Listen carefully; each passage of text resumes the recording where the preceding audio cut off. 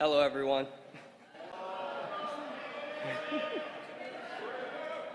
I'm Brandon Moore.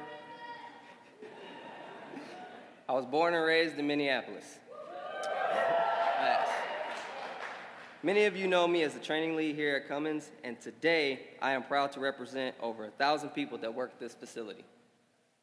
In my free time, I ride motorcycles and I hang out with my blended family of 7 kids.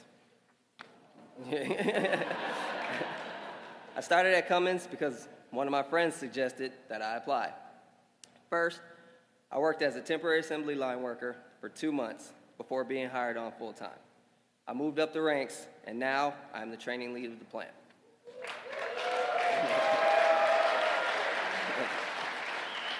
This means I train all the new hires who will be working on the shop floor on how to assemble, test, and package generators to be shipped across America and across the world, and that matters. Because at Cummins, we manufacture generators that power everything from recreational vehicles to generators that power data centers and hospitals in case of power outages. We are now building a new production line for electrolyzers that will use clean energy to power buses, trains, and so much more. I love working here, and I love being a part of an innovative company and a diverse team that builds things that have an impact on people's lives.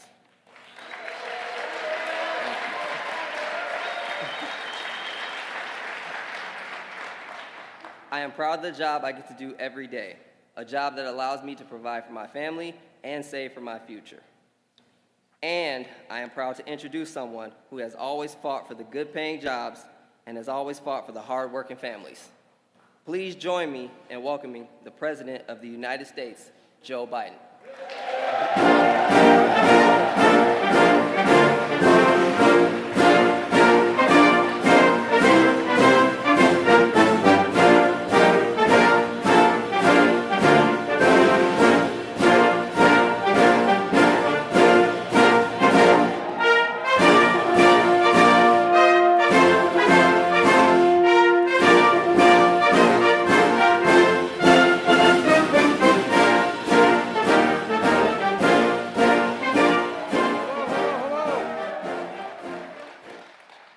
Please have a seat if you have one.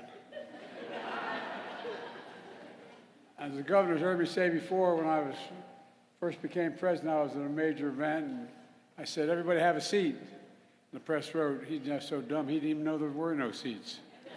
Anyway, I'm glad you have seats to sit in because you've been standing a long time. Folks, I want to thank Brandon for that introduction. And Mayor Scott Lund, thank you for the passport into the city. I promise I'll not abuse it. And the mayors of the Twin Cities are here as well. Jacob Fry from Minneapolis. Where are you, Jacob? He was here. I guess he knew I was going to speak. And Melvin Carter, St. Paul. Look, thank you for joining us. And Governor Walsh, you and I have been working together for a while, man. You're the champion for Minnesota. You really are. Thank you for being here today. And thank you for your friendship. Minnesota's 2 outstanding senators, Amy Klobuchar, who is, by the way, in the Biden family, there's no woman as old as any man. So I think I know she has to be 30 to be a senator, but an incredible partner to me and who successfully helped lead the fight to lower the price of prescription drugs, which is a gigantic accomplishment. Together with Tina Smith, your other great senator. They work every day to reduce the cost to American families, safeguard basic rights, and bring manufacturing jobs back to Minnesota. You know, Congresswoman Omar, I want to thank you for being here. You never stop working to level the playing field for everybody. And you make sure no child goes hungry. And by the way, when I introduced this legislation, and she got very mad at me, because I had introduced first a Build Back Better proposal, which we end up getting anyway. But she was kind of mad at me. But you love me again, right? Yeah. All right. Okay. Well, that's with her husband sitting next to her too. Angie, where's Angie? There you are. Angie, thank you for being here as well. Advocate for making prescription drugs and everyday cost affordable for all of you people out there. And, you know, I want to thank Tony and everyone at Cummins to celebrate the investment you're making in clean energy manufacturing, good paying jobs, and American innovation. You know, I've asked most of the CEOs that I've come in contact with, and most of them I've met with Fortune 500, and I asked them the question repeatedly. When the United States government makes considerable resources available for new industries, what does that do to businesses? Does it dissuade them or encourage them? And the answer every single time is it encourages them to get into business. It encourages investment. Federal investment attracts private investment. It creates jobs and industries, and it demonstrates we're all in this together. And that's what today's all about. I'm here to talk about what we're doing to invest in America, invest in Minnesota, and the progress we've made in building an economy from the middle out and the bottom up. Because when it comes from the top down, my dad's kitchen table, not much dropped on that kitchen table from the top down. But when you build it the other way, everyone does well, and the wealthy do very well as well. So we don't have to worry about them. We're not hurting anybody. The progress we've made creating strong, sustainable economic growth has been real. We passed the American Rescue Plan, the most aggressive economic recovery since Franklin Delano Roosevelt. We passed the bipartisan infrastructure law, the most substantial investment since President Eisenhower invested in the interstate highway system, bridges, roads, ports, airports, clean water, high-speed internet. And the CHIPS and Science Act, which we didn't get the other team to join very much, but the most significant investment in manufacturing and research and development in American history.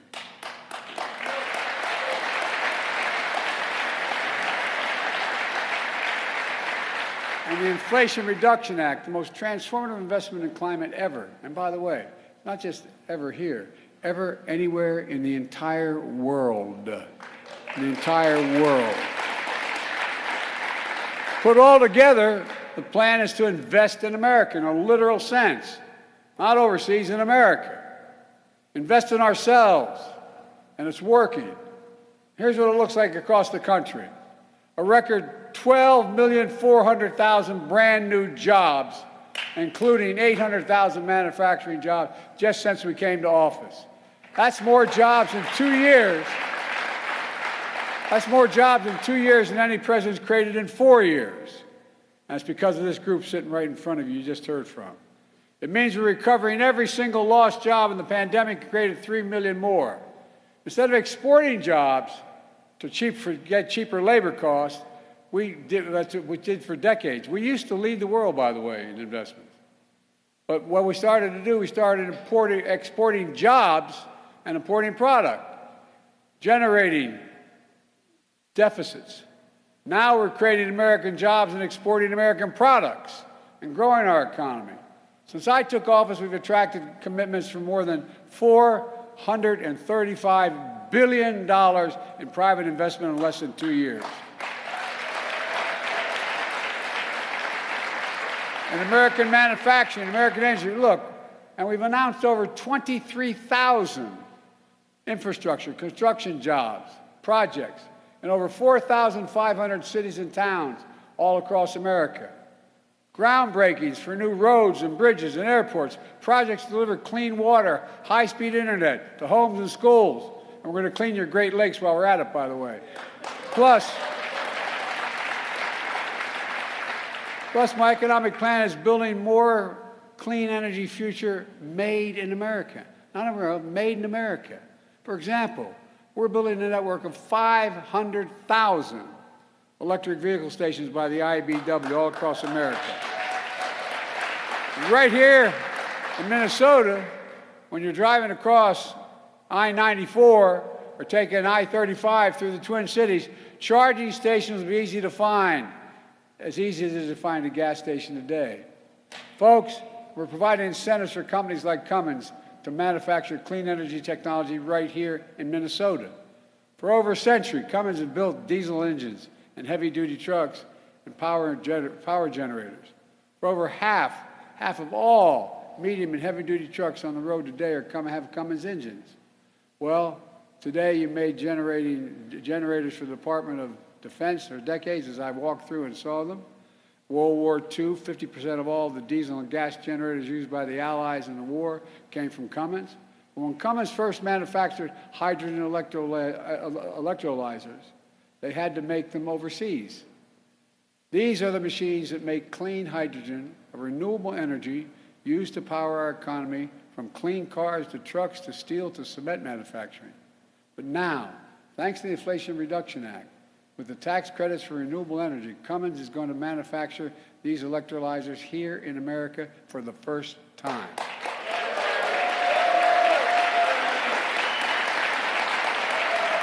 And Cummins is turning this part of the factory where we're standing now into a new production line for clean energy technology. Here at this plant, 600 workers now making diesel engines will be retrained, and an additional 100 jobs, so a total of 700 jobs, will be making clean energy technology. You know, we're seeing it as a boom for American innovation, American industry, and it's good for the planet as well. Already, Cummins has signed contracts for clean hydrogen for producers and utilities in New York, Florida, and Washington State. And it's just beginning, just beginning. Think about what it means for our supply chain and our communities. Before the pandemic, the supply chain wasn't something most Americans spent much time thinking about. But today, after delays for parts and products, everyone knows why supply chains are so important. Instead of relying on equipment made overseas in places like China, and supply chains will be again made in America. They'll begin in America, begin in America. Cummins will build the technology that produces clean hydrogen. Companies and utilities across the country will use those products to make clean hydrogen. And trucks made in America with zero-emission engines will be powered by clean hydrogen. And by the way, that includes Cummins, which just today announced that it will invest over $1 billion at a plant in New York, in Indiana, and North Carolina to produce low-carbon, zero-emission engines for trucks.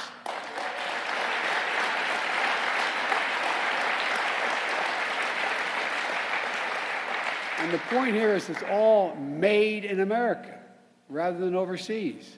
It's a game changer. And folks, where is it written that America can't once again be the manufacturing capital of the world? Where is that written? We used to be. Well, we're telling a different story here at Cummins and over at Becker, where Xcel Energy is investing $600 million to build the largest solar farm in the state. Plus, we're building a solar storage facility at that site with innovative batteries made in West Virginia. Since I took office, companies have announced over $2 billion in major manufacturing investments in Minnesota alone, just Minnesota. And we're bringing other key parts of the supply chain back to America, like semiconductors, which you just heard about. These are the small chips, computer chips, about the size of the tip of my little finger, that affect everything in our lives, from our cell phones, automobiles, refrigerators, so much more. America invented these chips. We invented them. We made them smaller, we made them faster, we made them more powerful. But then something happened about 4 or 5 decades ago. American manufacturing, the backbone of our economy, got hollowed out. Companies moved jobs overseas. We used to produce up to 40% of the world's chips, but today we're down to producing 10% of the world's chips. Despite our leading the world in research and design for these new technologies. Why does this matter? Well, we saw it during the pandemic. When the global economy came to a halt, overseas factories that make these chips shut down, driving up costs for American families, families all over, but American families. 1/3 of the core inflation in the year 2021 was because of the high price of new automobiles. Every new vehicle that's built needs about 3,000 chips per vehicle. During the pandemic, auto companies couldn't get enough chips. Prices went up because cars were in short supply. And companies like Cummins felt the shortage as well. Your CEO told me herself that many of your products do not run without semiconductors. Now we're turning things around in a big way. All over the country, semiconductor countries are investing hundreds of billions of dollars, over $300 billion, a record amount of money to bring chip production back home. In Ohio, and I visited these facilities. In Ohio, I recall what I call a field of dreams 20 miles outside of Columbia. Intel's committed $20 billion to build 3 new fabs there.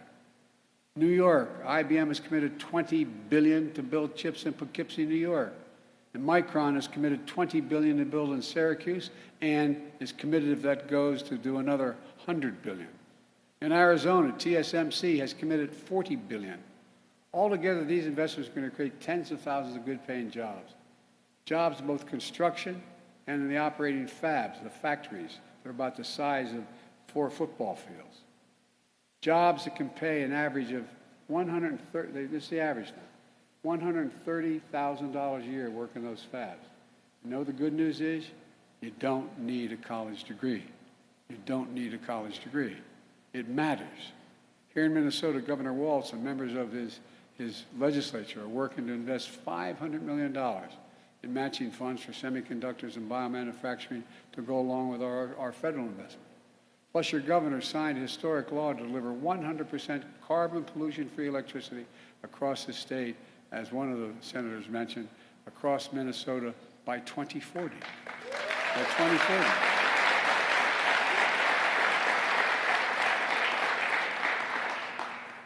Hubert Humphrey would be proud.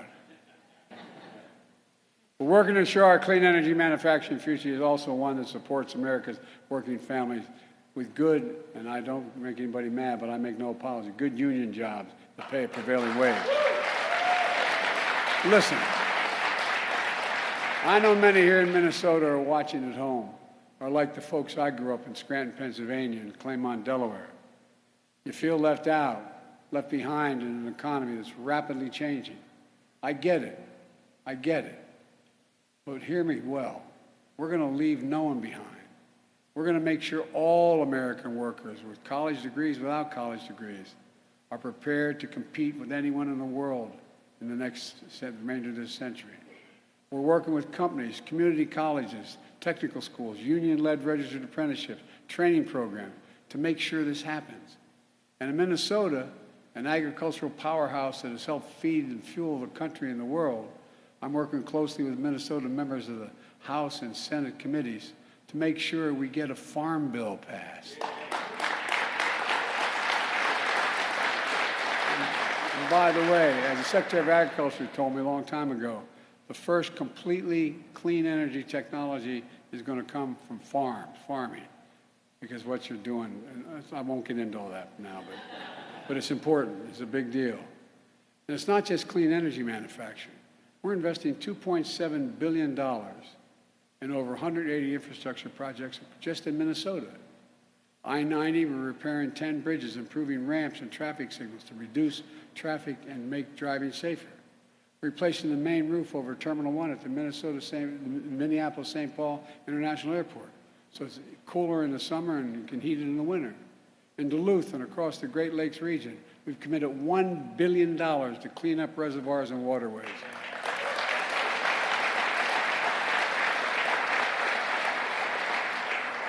And already nearly 200,000 Minnesota families now have affordable high-speed internet they didn't have 2 years ago because of the infrastructure law.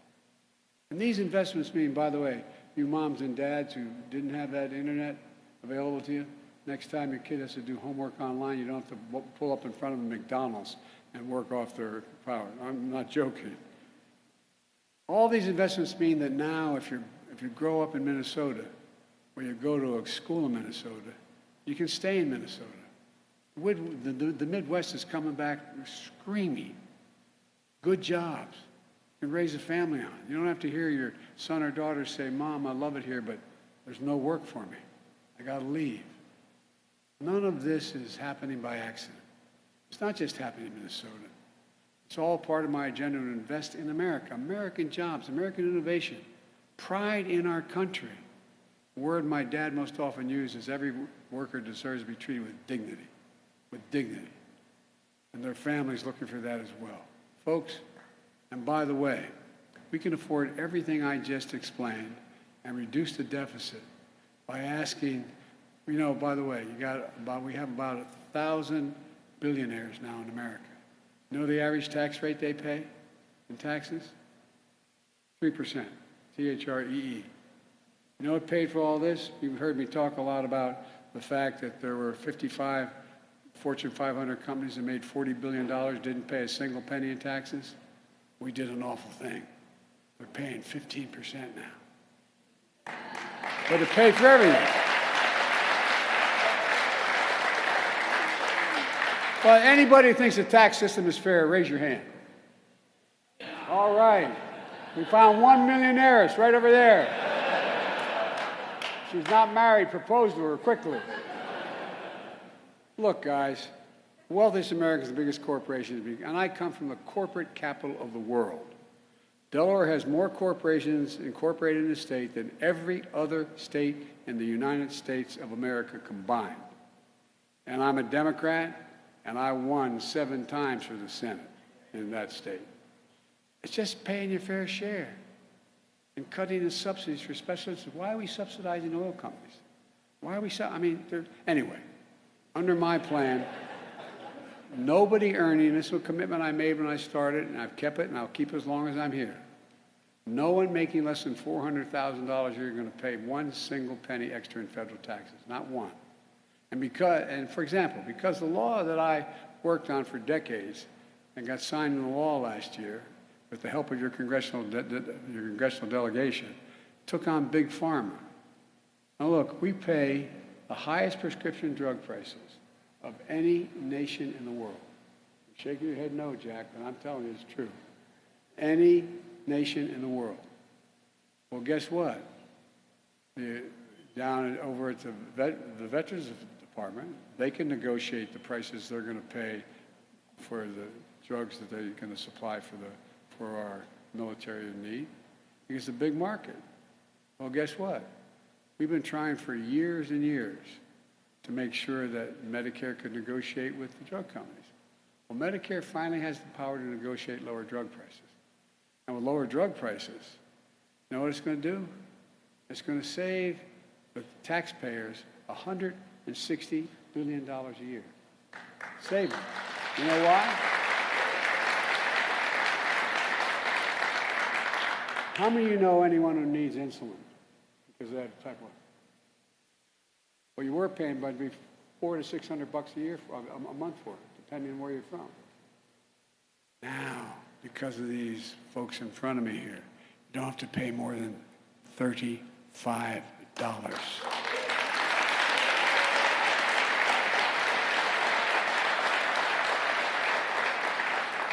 You know why?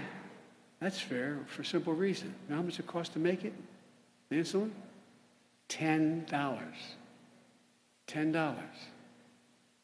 Been around for 100 years, $10. By the way, there's a couple other provisions there. If your mom or dad, God bless them, are on expensive prescription drugs, and God forbid they get cancer, well, they can pay as much as $14,000 a year for the cancer drugs they need. Not anymore. Beginning in 2025, guess what? All your drugs, you can never have to pay more than $2,000 a year, no matter how much it costs, if you're on Medicare.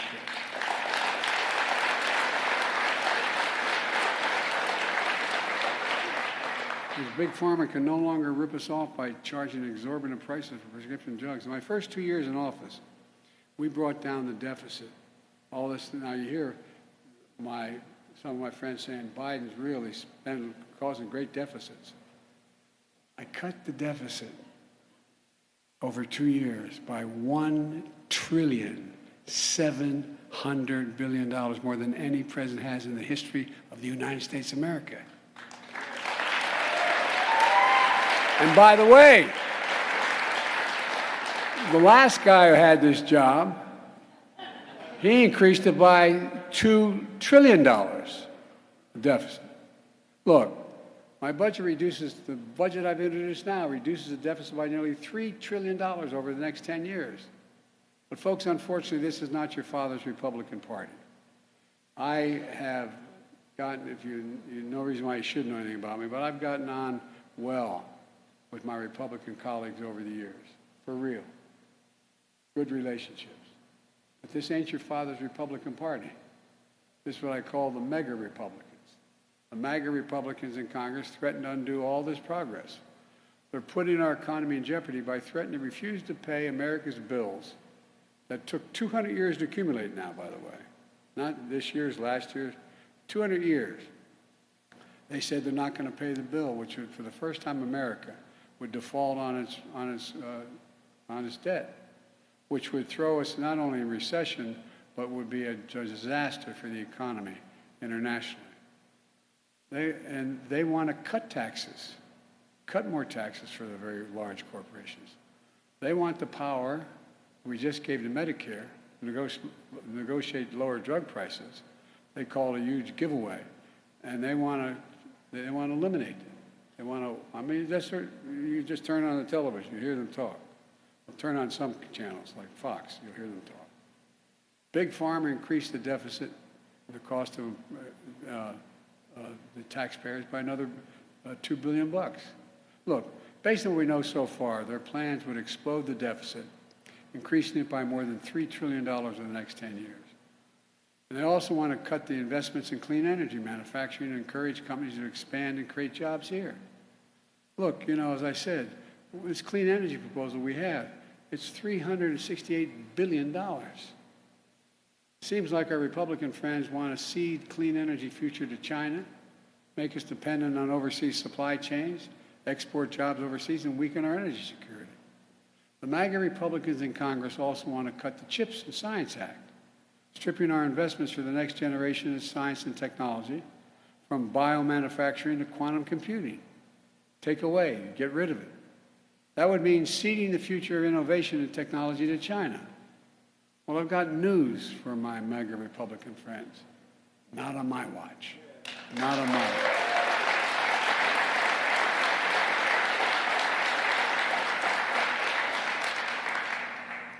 I'm not going to let them undo the progress we've made. Look, let me close with this.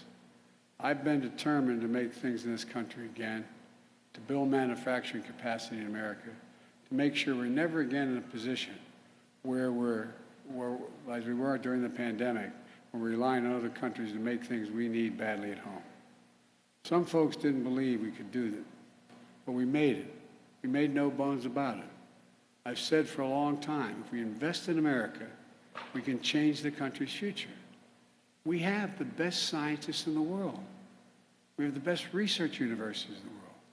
We're the most productive workers in the world. When I asked the South Korean country why I was going to invest over $100 billion in the United States to move their semiconductor factories here, you know what they said? You have the best workers in the world and the safest country in the world. That's what the president of the outfit said. But too long, we sat in our hands. How in God's name can we remain the most competitive nation in the world without investing in America? And 30 years ago, we invested 2% of our entire gross domestic product. That's everything we do. 2% of that we invested in research and development, pure research. By the time I came to office, that was down to 0.7%. We're going to turn that around. We're proving it's never been a good bet to bet against America. I've never been more optimistic. I mean this from the bottom of my heart. I've never been more optimistic about the future of our country. Just remember, it's just important to remember who we are. We're the United States of America. There is nothing beyond our capacity. I believe that with every fiber of my being. When we work together, there's nothing can stop us. And that's my intention. Work with whatever will help get this thing moving. God bless you all. May God protect our troops. Thank you.